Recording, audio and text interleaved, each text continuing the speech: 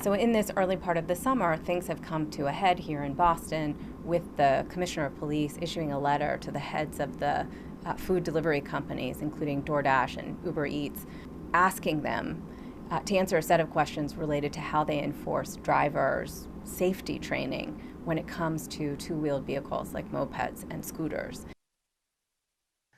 We know that many of these scooters that are used legally are used part of the commerce in our city, but far too many are illegal, unregistered, should not be on our street, and these are examples of those scooters we see here today. They're going to see an aggressive enforcement policy that's in place. I started working doing this job with using a regular bicycle. But little by little, I identify that the companies, they pushing me to deliver a coffee, a pizza, or a burger for 3, 4, 5, or 6 miles away. So I have to transition in an electric bike for 2 years. And after that, I noticed that I have to change my electric bike and buy a moped. The drivers themselves, or the riders of these mopeds and scooters, have no incentive not to minimize their expenditures of time and money on their driving to and from the job.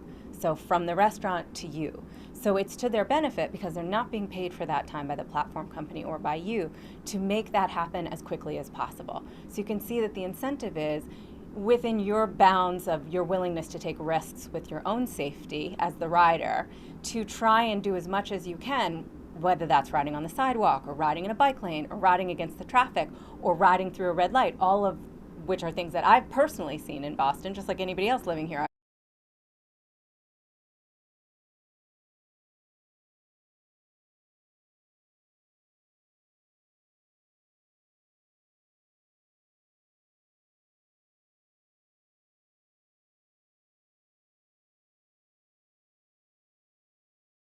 So we're at a moment which clearly calls for greater regulation and some creative thinking around how you can make a company that employs people at a distance using a specific kind of digital technology inculcate specific safety standards in those individuals.